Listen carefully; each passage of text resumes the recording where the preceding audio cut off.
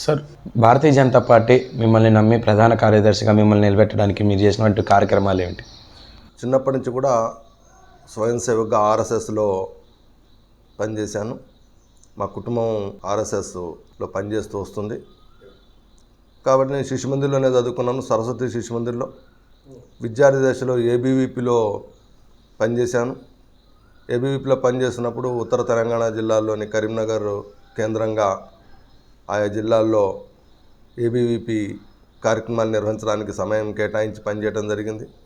అదేవిధంగా రాయలసీమలోని అనంతపూర్ కేంద్రంగా రాయలసీమ జోన్ ఇన్ఛార్జిగా అక్కడ శ్రీకృష్ణదేవరాయ యూనివర్సిటీ పరిధిలోని అన్ని కళాశాలల్లో కూడా ఏబీవీపీ జాతీయవాద సిద్ధాంతాన్ని ముందుకు తీసుకెళ్ళడం కోసం పనిచేయడం జరిగింది.